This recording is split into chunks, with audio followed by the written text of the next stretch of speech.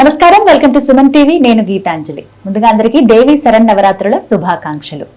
రెండవ రోజు ప్రత్యేకించి అమ్మవారు ఈ నవరాత్రుల్లో ఏ విధంగా మనకు దర్శనమిస్తారు, మనం ఏ విధంగా అమ్మవారిని కొలుచుకోవాలి, నవదుర్గల్లో ఏ రూపం, అలాగే నవ అలంకారాల్లో ఏ రూపంలో అమ్మవారు కనిపిస్తారో తెలుసుకుందాం. అలాగే ఎటువంటి నైవేద్యం సమర్పించాలి, ఏ మంత్రంతో అమ్మవారిని స్మరించుకోవాలి, ఈ వివరాలు తెలిపేందుకు ప్రస్తుతం మనతో పాటు ఉన్నారు శ్రీ విద్యా ఉపాసకురాలు, లలితా పరివార్ ఫౌండర్, ప్రముఖ ఆధ్యాత్మికవేత్త అరుణా పేరి గారు. వారితో మాట్లాడి మరిన్ని విషయాలు తెలుసుకుందాం.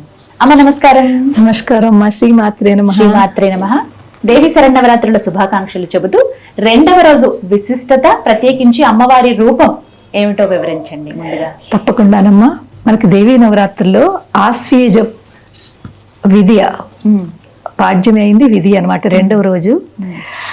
ఈ రోజు అమ్మవారు బ్రహ్మచారిణిగా వస్తున్నారు. ప్రథమం శైలపుత్రీ చ ద్వితీయం బ్రహ్మచారిణి. బ్రహ్మచారిణి బ్రహ్మచారిణి అంటే అర్థంలోనే తెలుస్తోంది. బ్రహ్మ అంటే తపస్సు, తపస్సు చేసేది. చారిణి అంటే చేసే, తపస్సును ఆచరించేవారు బ్రహ్మచారిణి. ఇది కూడా రెండు కోణాల్లో అర్థం చేసుకోవాలి మనం. ఒకటి అమ్మ తరఫు నుంచి ఆధ్యాత్మికంగా, రెండు మన నుంచి మనం ఎలా దాన్ని ఆచరించాలి.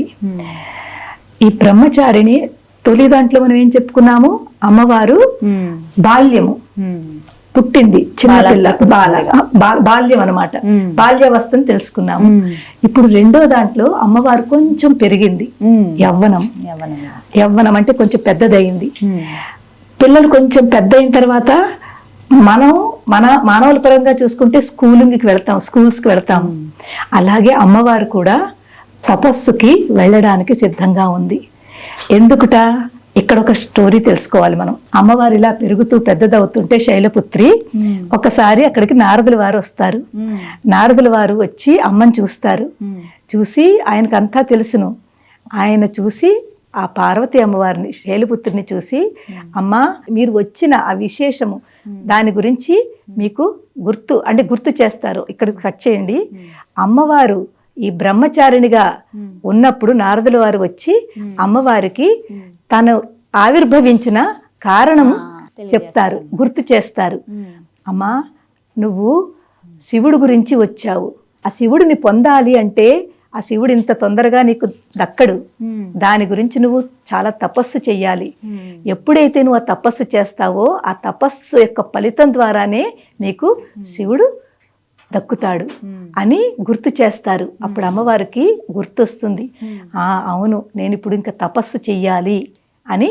ఆవిడి కఠోరమైన తపస్సు చేయడానికి ఆవిడ బయలుదేరుతారు. ఆవిడ చేతిలో ఏముంటాయట, 2 చేతులు అమ్మవారికి. 2 చేతుల్లోనూ ఒక దాంట్లో కమండలము, ఒక చేతిలో అక్షరమాల. అక్షరమాల. ఎందుకంటే ఆవిడ తపస్సు చేయడానికి వెళుతున్నారు.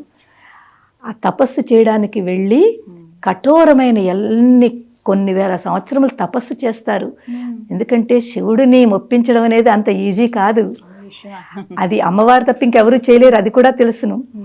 కానీ అలాంటి కఠోర తపస్సు ఎలా చేస్తారట ఆవిడ మనకు తెలుసుకోవాలి. తొలిలోను అమ్మవారు కొంచెమే భుజించేవారు, కొద్దిగా భుజించేవారు.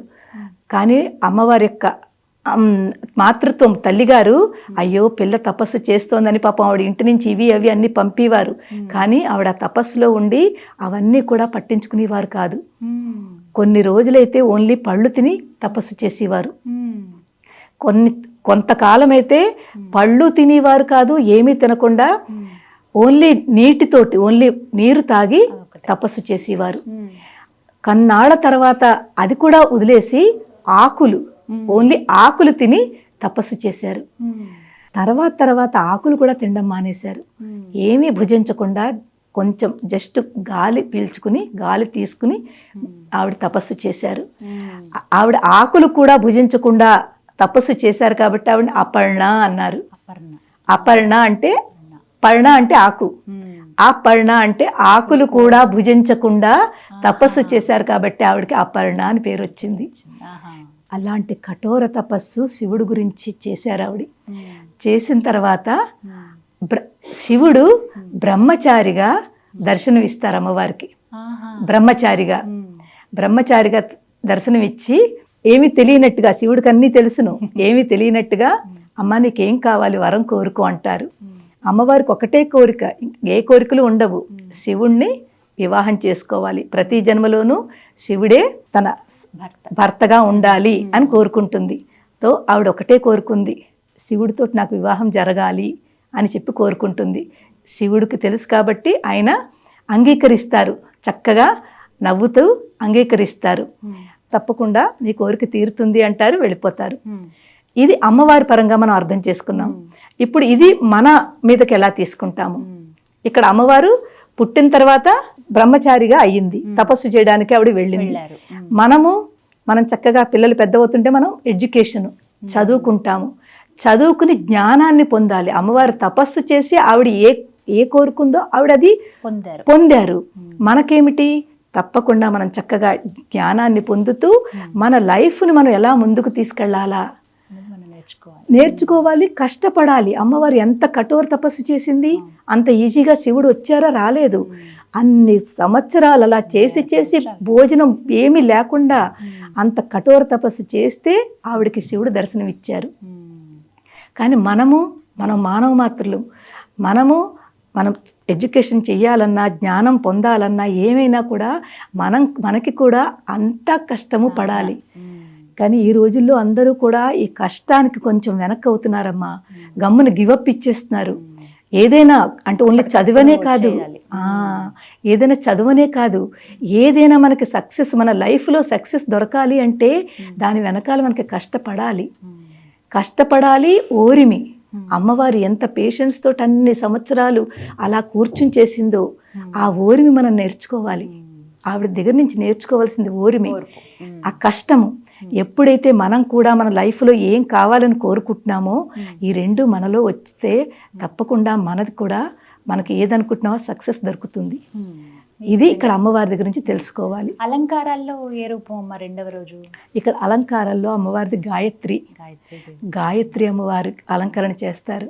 గాయత్రి అమ్మవారు అంటే వేదమాత. ఆవిడ నిజంగా ఆవిడ పేరులోనే ఉంది, ఆవిడ వేదమాత అనమాట. ఇక్కడ గాయత్రి అమ్మవారికి నైవేద్యం మనం గారెలు, పులిహార చేస్తామన్నమాట. అది కూడా చెప్పాను కదా, నైవేద్యం వెనకాల ఉన్నది అది అమ్మవారికని భక్తితో చేస్తే అది ప్రసాదం అవుతుంది. ఎప్పుడైతే మనం అది భక్తితో చేసి అమ్మవారికి పెడతామో అది ప్రసాదం అయ్యి ప్రసాద రూపంలో మనం అందరం స్వీకరిస్తాము, అదనమాట. తర్వాత గాయత్రి అమ్మవారు చక్కగా ఆవిడ యొక్క అష్టోత్తరం ఉంది, గాయత్రి అష్టోత్తరం చాలా బాగుంటుంది. అది ఒకసారి చదువుకుని గాయత్రి అమ్మవారిని మనం పంచోపచారం కానీ షోడశోపచారం కానీ మనకు వీలున్నంత మట్టుకి చేసుకుని ఆ అష్టోత్తరం వీలుంటే చదవండి. ఈ దుర్గా నవరాత్రుల్లోనమ్మా ఇంకొకటి ఏంటంటే దుర్గా సప్తశతి ఉంది కదా, ఈ 9 రోజుల్లోనూ మనం 13 అధ్యాయాలు ఉంటాయి. 13 అధ్యాయాలు ఒక్కొక్క రోజు 2 వేసి, ఒక్కొక్క రోజు 3 వేసి, కొన్ని పెద్ద అధ్యాయాలు ఉన్నది ఒక్కొక్కటి, చిన్న ఉన్నవి 2, 3, ఇలా 9 రోజుల్లోనూ 13 అధ్యాయాలు కనుక చదివినట్లయితే అందులో ఈ దుర్గా నవరాత్రుల గురించి అంతా చాలా వివరంగా చెప్పుంది. దేవి సప్తసతి ఇది దేవి భాగవతంలో మనకి బాగా చెప్తారు. ఇది ఒక వేరే పుస్తకం దొరుకుతుంది, అది 13 అధ్యాయాలు. అందులో అమ్మవారు ఎంతమంది రాక్షసుల్ని ఏ రూపంలో వచ్చి సంహరించింది, చండముండుల్ని సంహరించింది, శుంభుని సంహరించింది, రక్తబీజుని సంహరించింది, ఇప్పుడు వస్తాయి మనకి. ఇవన్నీ కూడా అమ్మవారి తత్వము, అక్కడ రాక్షస తత్వము రెండు అర్థం చేసుకుంటాము.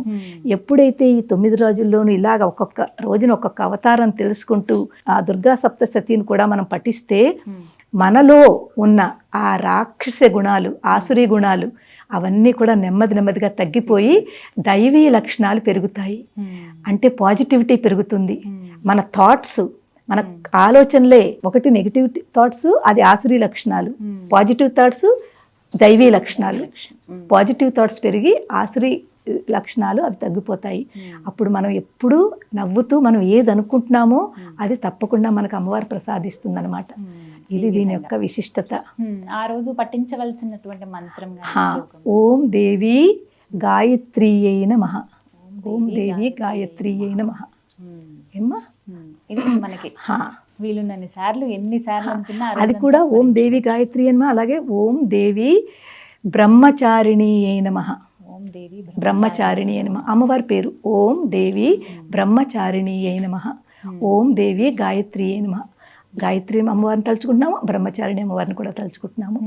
మీరు ఏమ్మా మీ శక్తి కొలది అన్నిసార్లు లెక్క పెట్టుకున్నా లెక్క పెట్టుకోకపోయినా తలుచుకోవడం మాత్రం మానకండి. పూజ ఉన్న వాళ్ళు ఎలాగో అవి చేసుకుంటూ ఉంటారు. అది కూడా కుదరని పక్షంలో ఓన్లీ అమ్మవారి నామము ఓం దేవి గాయత్రి నమ, ఓం దేవి బ్రహ్మచారిణి నమ. ఇలా తలుచుకోండి. అమ్మవారి వల్ల మనకి ఇందులో ఏంటి కల్పిస్తుంది? జ్ఞానము, జ్ఞానం అందిస్తుంది. చక్కటి జ్ఞానము. జ్ఞానం ఉంటేనే కదమ్మా మనం ఏదైనా చేయగలుగుతాము. మనం అజ్ఞానంలో ఉంటే మనం అన్నీ కూడా తప్పు పనులు చేస్తాము. ఎప్పుడైతే మన జ్ఞానంలో వచ్చామో, కొంచెం కొంచెం జ్ఞానం వస్తుందో మన థాట్స్ మారతాయి, మన పనులు కూడా, మనం చేసే పనులు కూడా చేంజెస్ వస్తాయి. మంచి పనులు చేయడానికి ప్రయత్నిస్తాము.